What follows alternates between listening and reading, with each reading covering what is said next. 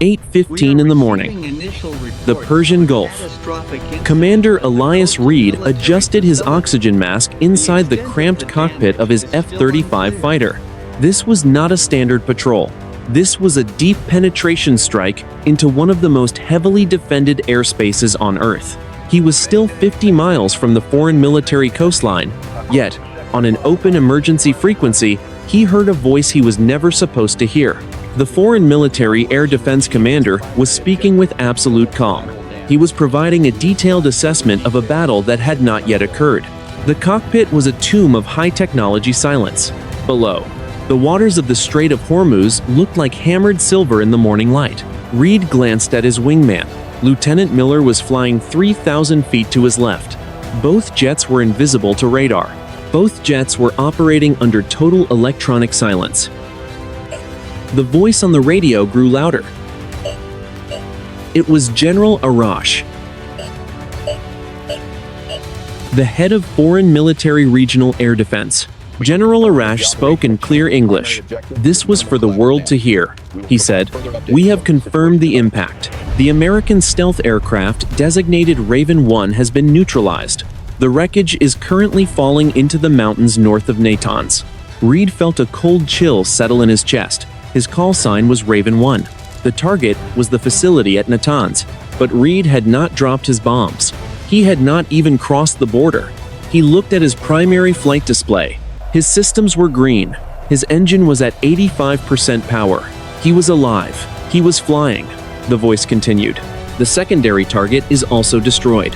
We are currently observing a massive fire at the central cooling tower. Reed looked at his moving map.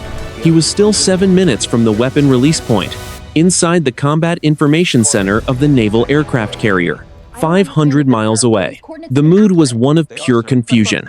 The Admiral stared at the radio transcript. He looked at the live radar feed. The feed showed Reed and Miller moving steadily toward their objective. The Admiral spoke to his Chief of Staff. He asked, "Is there another Raven 1 in the air?" "No, sir. Commander Reed is the only one." The Admiral looked back at the screen. Then why is the Iranian commander describing a mission that is still in progress?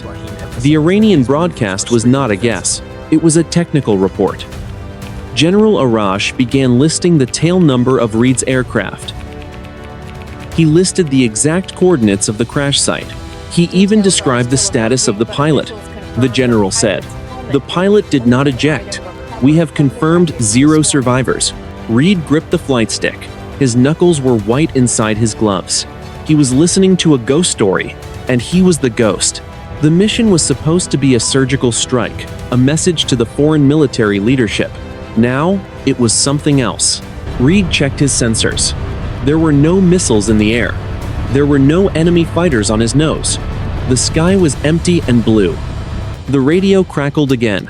The general said, "The strike is over. We are now preparing our response." Reed knew what that meant. In the world of the broadcast, foreign military had already been attacked. In the world of the broadcast, he was dead. And in the real world, foreign military was about to retaliate for a strike that had not happened yet.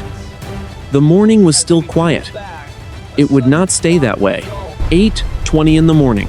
The Combat Information Center of the USS Abraham Lincoln. Admiral Vance stood in the center of the darkened room. The blue light from the tactical displays reflected off his silver hair. He watched 2 small icons moving slowly toward the Iranian coast. Those icons were Commander Reed and Lieutenant Miller. To the Admiral. They were healthy. They were on mission. They were invisible. But the audio coming through the overhead speakers told a different story. It was the voice of General Arash. The broadcast was being pushed across every civilian and military channel in the region. The Admiral spoke to his lead intelligence officer. "Explain this. Now." The officer did not look up from his workstation. His fingers moved quickly over the keys. He said, "Sir, we have analyzed the voice print. It is a match to General Arash. This is not a deep fake. The signal is originating from the Iranian Air Defense headquarters in Tehran." The Admiral leaned over the console. "Is it a recording? Is this a scripted psychological operation meant to deter the strike?" The officer shook his head. "Negative, sir. The background noise is consistent with a live command center. We can hear technicians talking. We can hear the cooling fans of their servers. This is a live feed, but he is describing events that have not happened. A technician at the back of the room called out, "Admiral, look at the thermal satellite feed." The large screen at the front of the room flickered. It showed a high-resolution view of the Natanz facility. The cooling towers were standing. The perimeter was quiet. There was no fire. There was no wreckage. The admiral looked from the satellite feed to the tactical map. Then he listened to the voice of the general again. The general said, "The American aggression has been met with fire. We are now moving to Phase 2. Our long-range batteries are authorized to engage any targets within 100 miles of our border." Inside the Iranian command bunker, General Arash was not acting. He was standing before a massive digital wall. On his screen, he saw the Natanz facility engulfed in flames. He saw a live video feed of a burning engine on a mountainside. He saw the tail number of Reed's aircraft clearly visible in the debris. To the general, the strike was a reality. The evidence was in front of him. His aide approached him with a tablet. The aide said, "General, the surface-to-air missile sites at Bushehr report a lock on the American tankers. They are requesting permission to fire." Arash looked at the clock on the wall. It was 8:25 in the morning. He said, "The Americans have drawn blood. We will finish this. All batteries are free to engage." Back in the cockpit of Raven 1, Commander Reed was paralyzed. He had reached his final decision point. To his left, the jagged peaks of the Iranian coast were beginning to rise out of the haze. He was supposed to bank his aircraft 10 degrees to the east. This would put him in a radar blind spot. It was a maneuver he had practiced 50 times in the simulator. He had not shared this specific path with anyone except his wingman. The voice on the radio spoke again. It was a cold, mechanical whisper. The general said, "The pilot is now attempting a 10-degree bank to the east. He thinks we cannot see him. He is mistaken. Our interceptors are already at the intercept point." Reed felt the blood drain from his face. He had not moved the flight stick. He had not even keyed his radio. The general was not just describing the past anymore. He was predicting the immediate future. Reed looked at the empty sky. His hand began to shake. He was trapped between a reality that was happening and a reality that had already been recorded. The world was waiting for him to move, but the general already knew where he was going. 8:28 in the morning. The White House Situation Room. The President of the United States sat in silence. He was looking at two screens side by side. On the left, a live thermal satellite feed of the underground nuclear facility. It was undisturbed. On the right, a captured foreign military news broadcast showing the same facility engulfed in a massive chemical fire. This was not a standard propaganda effort. The footage on the foreign military news was high definition. It showed specific structural damage to the primary cooling towers. It showed military aircraft wreckage that matched the exact serial numbers of the jets currently flying toward the target. The National Security Advisor spoke. "Sir, this footage is impossible. Commander Reed is still 6 minutes from his drop point, but this broadcast has been playing for 10 minutes. The president leaned forward. "Is it a deep fake?" The advisor shook his head. "Our analysts say no. The shadows match the current position of the sun. The wind direction matches the local weather reports from 5 minutes ago. It is as if they are filming a reality that has not happened yet." 8:32 in the morning. Over the Persian Gulf. Commander Reed looked at his wingman. Miller was a shadow against the morning haze, a ghost in the gray sky. Reed felt a heavy weight in his stomach. He was flying toward a destination that the world already believed was destroyed. Reed spoke over the secure, encrypted link. "Raven 2, are you hearing this?" Miller responded immediately. "Affirmative. He is describing my fuel state. He just told the world, I have 3,400 pounds of fuel left. He is correct to the pound. How is he reading my internal bus?" "I do not know," Reed said. "Stay focused. We are 2 minutes from the coast." The voice of General Arash returned to the emergency frequency. It was louder now, more urgent, the general said. "The second American pilot is now experiencing a malfunction in his left side oxygen regulator. He will begin to feel lightheaded in 30 seconds. He will lose consciousness before he reaches the shore. Inside his cockpit, Miller gasped. He looked at his life support display. The green light flickered. Then it turned a steady, warning amber. Miller's voice was strained. Raven 1. My oxygen. It is dropping. The general. He just called it. Reed felt a surge of adrenaline. This was no longer a coincidence. This was a direct attack on their reality. He shouted into the radio. Raven 2. Switch to emergency bottled oxygen. Now. Do not trust the computer. 8:35 in the morning. The foreign military coast. Below the aircraft. The foreign military air defense batteries were coming to life. These were not the automated responses of a blind system. These were the calculated moves of a predator that had already seen the end of the fight. Inside the foreign military bunker, General Arash turned to his senior radar officer. The general was not looking at the empty radar screens. He was looking at a printed report on his desk. The general said, "The military carrier has launched a search and rescue helicopter for the downed pilots. It is currently 10 miles off our coast. Instruct the coastal batteries to engage it." The officer hesitated. "General, our radar shows no helicopters. The sky is clear." The general slammed his hand on the desk. "The report says the helicopter is there. The report says we destroyed it. Do not question the data. Fire." On the aircraft carrier, the radar team watched in horror as a foreign military missile battery launched. The missile was not aimed at Reed. It was aimed at a patch of empty ocean, where a rescue helicopter was scheduled to be in exactly 5 minutes. The timeline was folding in on itself. The Iranians were no longer defending against a strike. They were executing a script. The morning air was thick with the scent of ozone. The first missile was in the air. 8:37 in the morning. The Combat Information Center of the USS Abraham Lincoln. The radar screen showed a single white line arching away from the Iranian coast. It was a surface-to-air missile. It was moving at Mach 4, but it was not tracking the stealth fighters. It was heading toward a patch of empty blue water 60 miles to the south. Admiral Vance gripped the edge of the metal console. He looked at the tactical display. He looked at the mission clock. He said, "We do not have a search and rescue helicopter in that sector. Why are they firing?" The strike controller responded immediately. "Sir, helicopter Guardian 1 is scheduled to reach that exact coordinate in 4 minutes. It has not even launched from the deck yet." The admiral felt a cold sweat. The Iranians were not reacting to what was happening. They were reacting to the mission plan. They were shooting at where the Americans were supposed to be, according to a timeline that had already been written. The admiral turned to the communications officer. "Signal the flight deck. Scrub the search and rescue launch. Keep that helicopter on the timber. If it flies, it dies." The officer began typing. "Copy that. Scrubbing Guardian 1. 8:40 in the morning. The Iranian Air Defense Bunker. The Foreign Military Air Defense Bunker." General Arash stood perfectly still. He was watching a grainy, black and white video feed on his primary monitor. It showed a helicopter blooming into a ball of orange fire over the sea.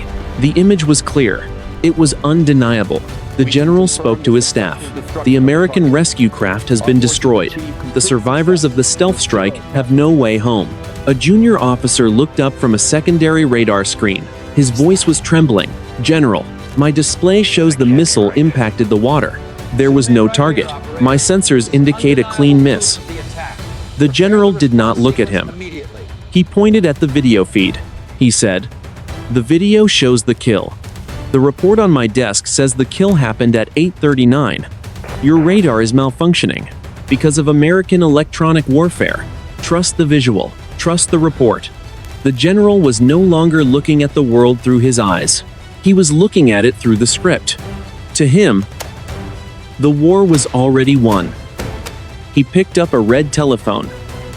He said, "This is Arash.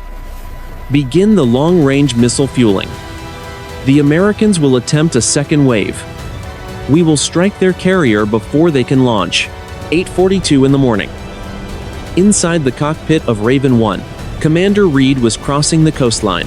He was 300 feet above the jagged rocks. His radar warning receiver was silent. The foreign military sensors could not see him. but the voice on the radio was still talking. The general said, Raven 1 is now arming its precision bombs. The pilot is selecting the northern cooling tower as his primary point of impact. He will release in 10 seconds. Reed looked at his weapons display. He had not armed his bombs. He had not even selected a target. He was flying a pre-planned route, but the voice was forcing his hand. Reed spoke to his wingman. Miller, he is calling the shots before I make them. If I drop, I am confirming his reality. If I turn back, I fail the mission. Miller's voice was high and tight. Reed, look at your fuel. The general just said, my engine was going to flame out in 1 minute. My gauges are starting to spin. I think the plane is listening to him. The cockpit lights flickered. The digital maps began to distort. The reality of the aircraft was starting to bleed into the reality of the broadcast. Reed looked at his master arm switch. It was in the safe position.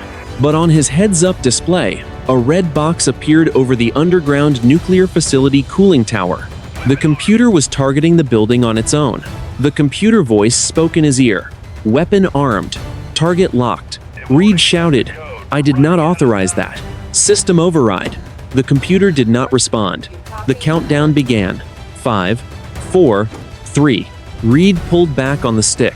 He tried to turn the plane away, but the flight controls were heavy. It felt like he was fighting a ghost for control of the jet. The general's voice returned. It was a dark, triumphant growl. The general said, he is firing. Now, 8:45 in the morning, 10 miles north of the Iranian coastline. Commander Reed gripped the flight stick with both hands. His knuckles were white. The head-up display flashed a bright red warning. Weapon release. The digital counter on his screen hit 0. He felt a heavy, hollow thump vibrate through the airframe.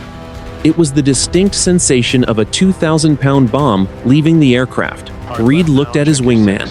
Miller was banking hard to the left. Miller shouted over the radio, Raven 1, your weapon is away. I see a track. I see a track. Reed looked at his external stores indicator. The light was green. It showed the bomb was still attached to the wing. He looked out the side of the cockpit canopy. The massive gray shape of the precision-guided munition was still there. It was bolted to the rack. It had not moved. But his tactical computer showed a different reality. A yellow icon was moving away from his jet at 600 miles per hour. It was a digital ghost. It was headed straight for the underground nuclear facility cooling towers. The voice of General Arash returned to the emergency frequency. He was no longer calm. He was shouting commands to his batteries. The general said, the weapon is in the air. Time to impact is 20 seconds. All personnel at underground nuclear facility evacuate to the subsurface levels. This is not a drill. 8:48 in the morning. The Combat Information Center of the Naval Aircraft Carrier. Admiral Vance stared at the primary tactical plot. He saw the yellow icon. He saw the projected impact point. His voice was a low growl. The admiral said, who gave the order? I did not authorize a release. Someone tell me why Reed just dropped a bomb. The strike controller was frantic. He was checking the data logs. He said, sir, the jet did not send a release signal. The telemetry says the bomb is still on the rack, but the AEGIS radar system is tracking a physical object. It has a radar cross-section of a Mark 84 bomb. It is real, and it is moving. The admiral looked at the satellite feed. The facility at underground nuclear facility was still quiet. There was no smoke. There was no fire. But on the radar, the object was 1 mile from impact. The admiral spoke into the command circuit. This is the admiral. All ships in the strike group, go to general quarters. Assume a state of war. If that bomb hits, this is over. 8:50 in the morning. The Foreign Military Air Defense Bunker. General Arash was looking at a screen that showed a live camera view of the cooling towers. In the video, a dark shape fell from the sky. It struck the base of the tower.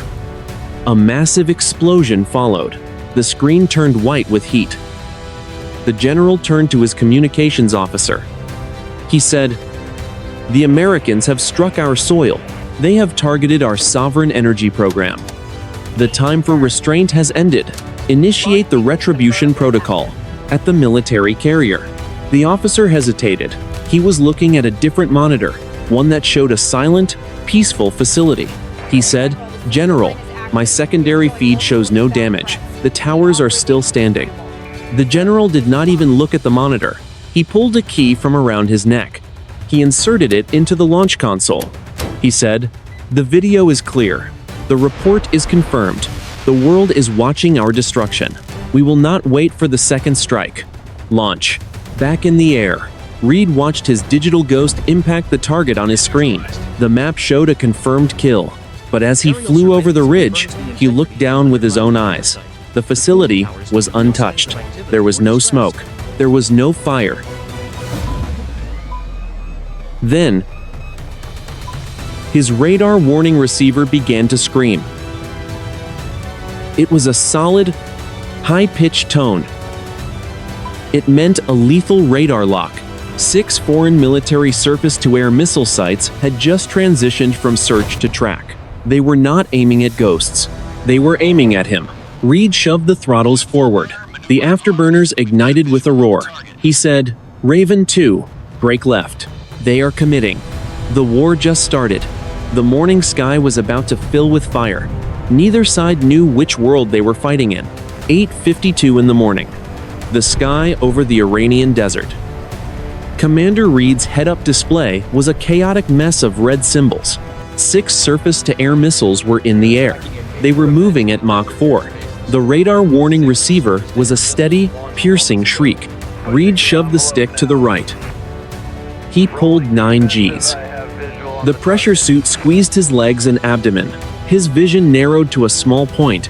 The world turned gray. He spoke into the radio. "Raven 2. Defensive. Now." Miller's voice was strained.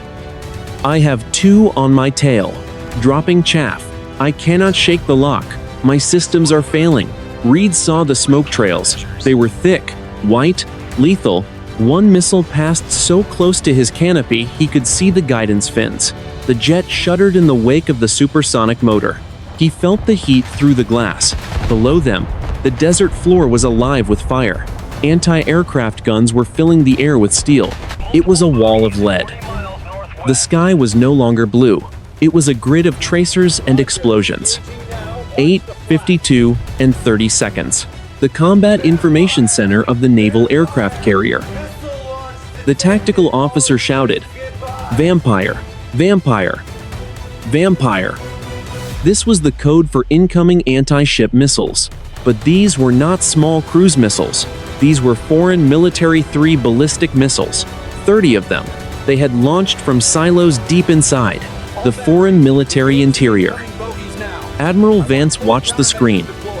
The icons were moving toward the center of the fleet. They were at the edge of space, coming down at 6 times the speed of sound. They were impossible to stop, the Admiral said. "Commit all interceptor missiles. Launch the defensive missile batteries. Close-in weapon systems to automatic. This is a saturation attack." The deck of the carrier trembled. Vertical launch cells on the surrounding destroyers erupted. Dozens of interceptor missiles climbed into the sky. The horizon was a forest of fire. The noise was a physical weight. 8:53 in the morning. The foreign military air defense bunker. General Arash was leaning against the cold concrete wall. His breathing was heavy. He looked at the main battle display. In his world, the American carrier was already sinking.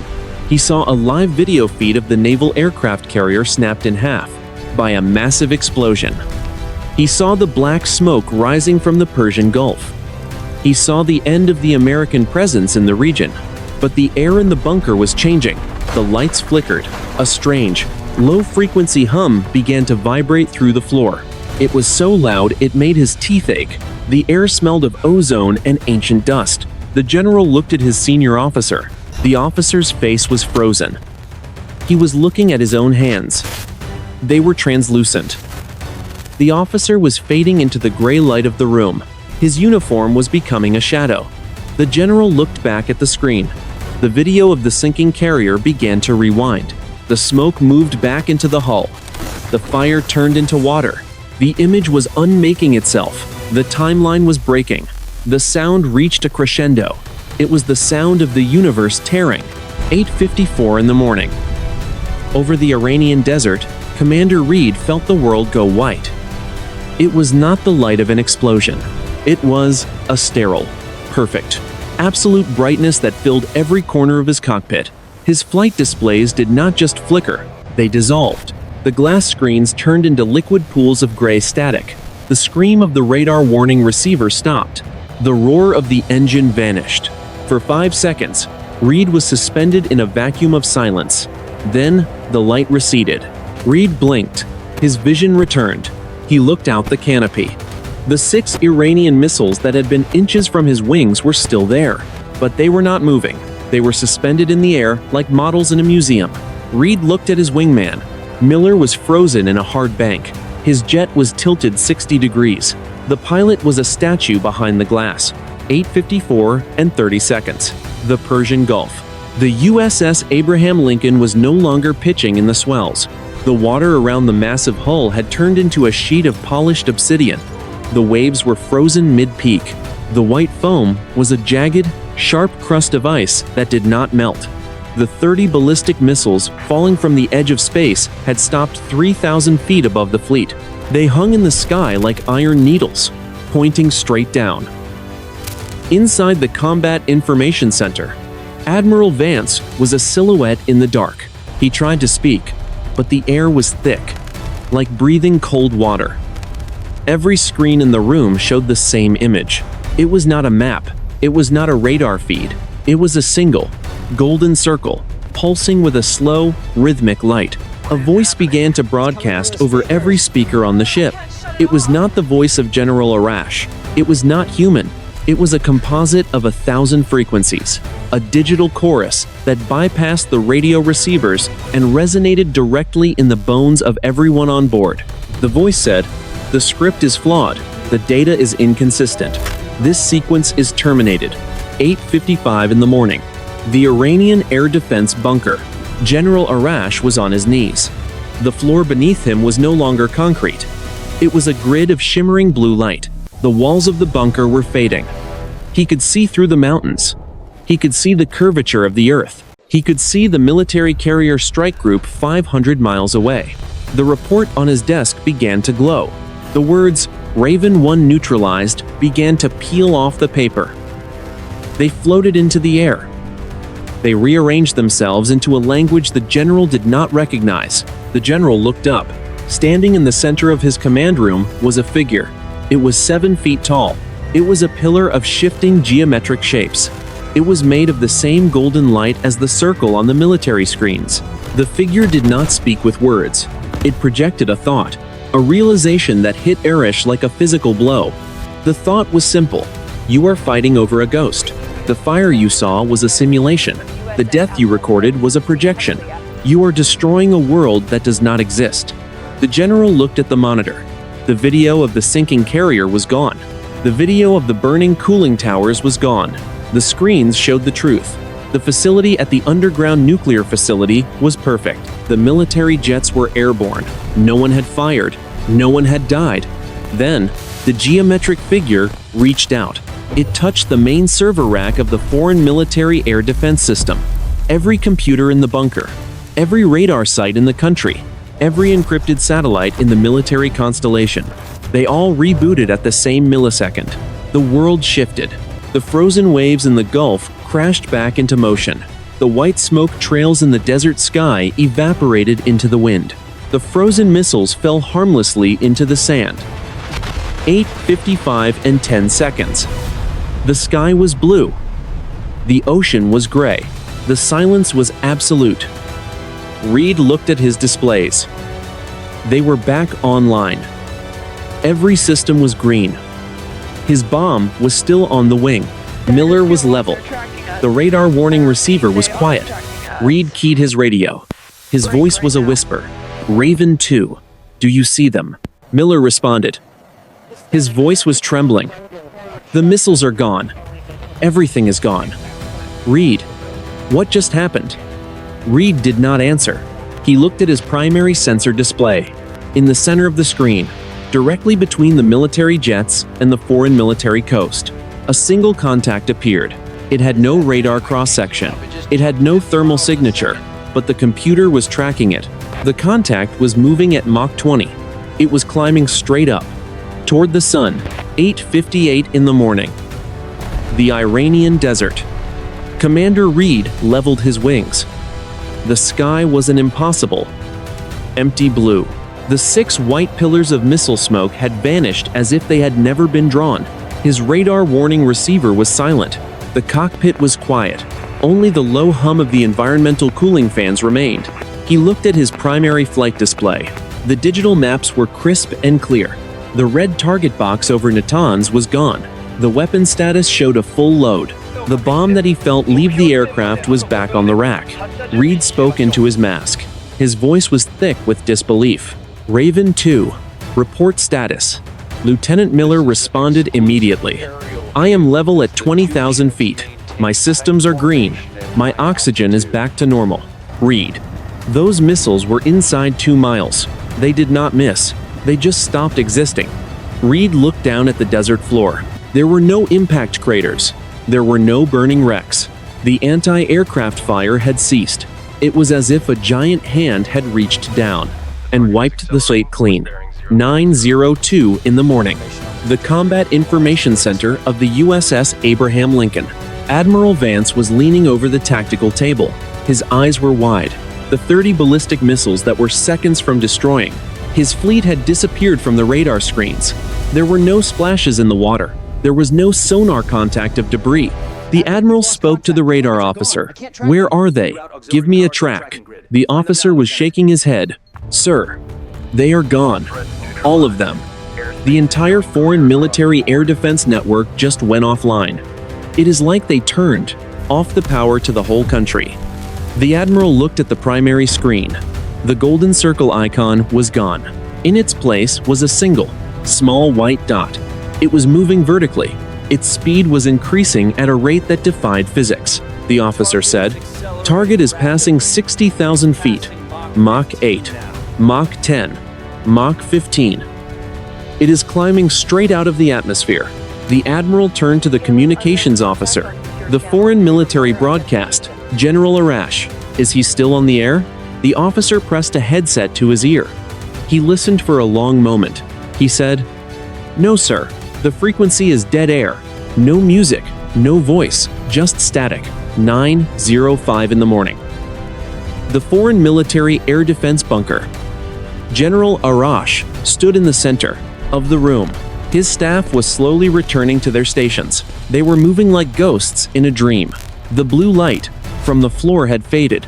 The geometric figure was gone.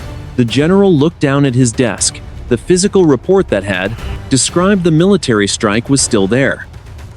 But the pages were blank. The ink had vanished. The paper was as white as snow. His aide approached him. His face was pale. He said, General, our satellite links are restored. We are receiving a live feed from the underground nuclear facility. Arash looked at the monitor. The cooling towers were standing. The morning sun hit the concrete. There was no fire. There was no smoke. There were no military bodies. The general picked up the red telephone. He did not call the launch sites. He called the central government. He said, This is Arash. We are standing down. Order all batteries to safe their weapons. This is not a drill. We have been corrected. He did not know how to explain what had happened. He only knew that the war they were about to fight was a lie. A simulation that had been forcefully aborted by an external power, high above the Earth. The white dot on the radar screens reached the edge of the atmosphere. It did not leave a trail. It did not create a sonic boom. It simply vanished into the blackness of space. Reed looked up from his cockpit. For a split second, he saw a flash of gold against the deep blue of the high altitude. Then, it was gone. The crisis had reached its peak. Now, the confusion was setting in. 9:10 in the morning, the edge of Iranian airspace. Commander Reed banked his aircraft toward the south. He was no longer flying low. He was no longer hiding. He climbed to 30,000 feet. The desert below looked ancient and indifferent. The facility at Natanz was a small, gray speck in his rear-view camera. It was whole. It was silent. It was untouched. Reed keyed his radio. Raven 2. Form up on my wing. We are heading home. Lieutenant Miller moved into position. His jet was a dark blade against the sun. He did not ask about the mission. He did not ask about the target. They both knew the mission had ended the moment the sky turned white. Reed switched his radio to the emergency frequency, the one where General Arash had broadcast their deaths. There was no voice. There was no battle assessment. There was only the steady, rhythmic pulse of white noise. It sounded like the breathing of a sleeping giant. 9:15 in the morning. The bridge of the USS Abraham Lincoln. Admiral Vance stood by the glass windows. He looked out at the flight deck. The interceptor missiles that had vanished from the radar had not returned. They were simply gone. The crew on the deck was standing still. They were looking at the sky. The communications officer approached the admiral. He was holding a handheld radio. His hand was shaking. The officer said, "Admiral, I have a direct transmission on the bridge-to-bridge channel. It is not encrypted. It is coming from the Iranian Coastal Command." The admiral took the radio. He pressed the button.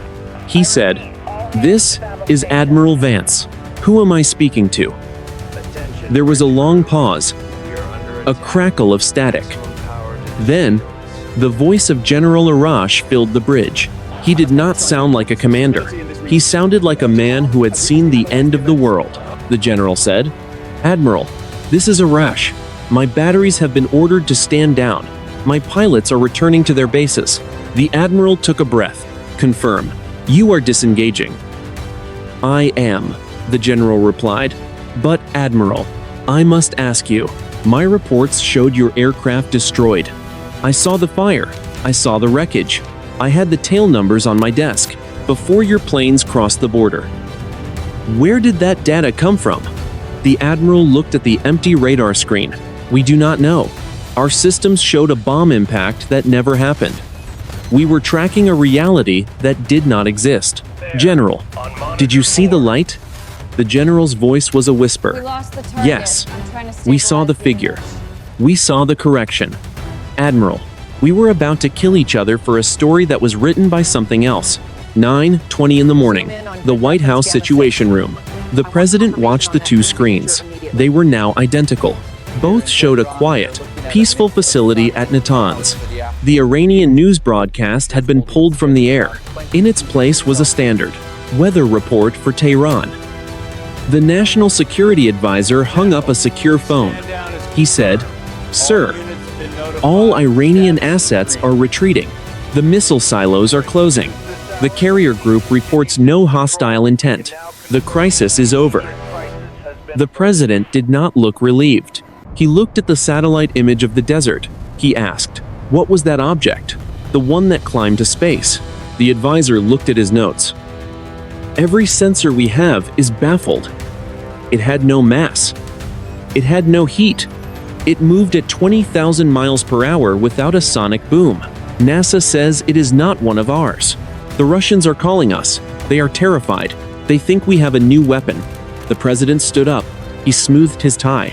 He said, "Tell them we have nothing. Tell them the world almost ended because of a broadcast from a ghost. And tell them we need to find out who is holding the microphone." Inside the cockpit of Raven 1, Reed looked at his digital clock. It was 9:22. He felt a strange, lingering sensation in his mind. It was a memory of the thought the golden figure had projected. The word simulation. He looked at the handoff on his flight stick. He looked at the high-tech glass of his cockpit. It all felt fragile. It all felt temporary, like a stage set that could be cleared away in an instant. He was a professional pilot. He was a warrior. But as he flew over the empty ocean, he felt like a child, playing with a toy in a room he did not own. The war had been averted, but the mystery was just beginning. 3 days after the incident, 2 o'clock in the afternoon, the Pentagon. Washington District of Columbia.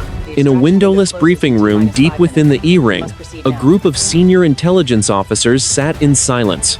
They were looking at a set of high-resolution satellite images taken 6 hours ago. The images were focused on the Natanz nuclear facility.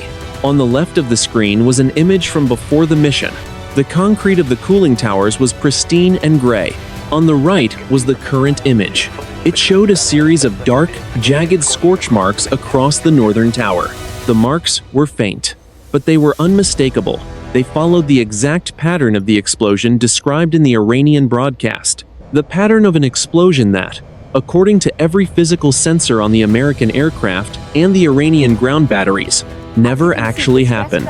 The lead analyst stood up. He used a laser pointer to trace the lines of the carbon scoring. He said, "The chemical composition of these marks is anomalous. There is no trace of high explosives, no residue of jet fuel. It is as if the heat was applied directly to the concrete by a source we cannot identify.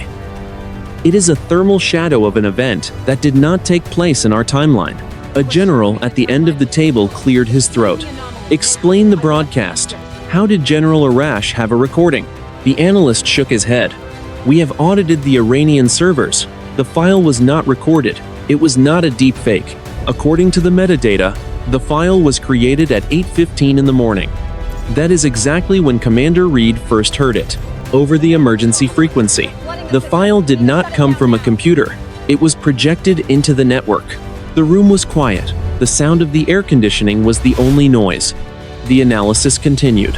The data showed that at the exact moment the golden circle appeared on the radar, every digital clock in the region stopped for exactly 5 seconds. In those 5 seconds, the world moved forward. But the machines did not. The general asked, "Where is the Iranian commander now?"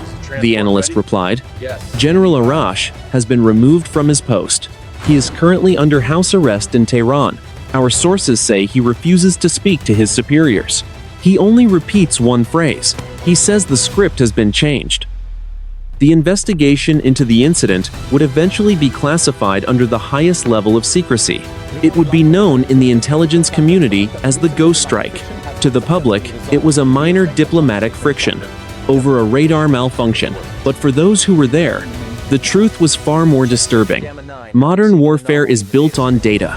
It is built on the belief that what we see on our screens is the objective truth of the world. We fire missiles based on pixels. We make decisions of life and death based on digital signals. On that morning in the Persian Gulf, that belief was shattered. Two nations were guided toward a catastrophic war by a digital ghost. They were shown a reality that was perfectly constructed, perfectly timed, and completely false. The intervention was not a rescue. It was a correction. Like a programmer fixing a bug in a line of code. The external force did not care about the politics of the region. It did not care about the survival of the pilots. It only cared about the consistency of the timeline. Commander Elias Reed sat on the deck of the carrier. He was looking at the horizon. The sun was setting over the water. It was a beautiful, natural light. He felt the weight of his flight suit. He felt the wind on his face. He tried to convince himself that this was the real world, that the ground beneath his feet was solid, that the people around him were not just part of a sophisticated simulation. But every time he looked at a digital screen, he hesitated. He waited for the flicker. He waited for the voice of the general to return. Military analysis would later conclude that the event was a fluke, a rare atmospheric phenomenon combined with a massive cyber attack. It was a comfortable explanation. It allowed the generals and the politicians to sleep at night. But the scorch marks on the cooling towers remained. They were a physical scar, a reminder that the world we see is only the world we are allowed to see. The most advanced weapons on Earth are useless against a power that can edit the past. And, as the sun disappeared below the waves, one thought remained in the minds of the men who lived through it. If the script can be corrected once, it can be corrected again. And next time, the ending might not be a stand down. The morning was quiet. The world was at peace. For now.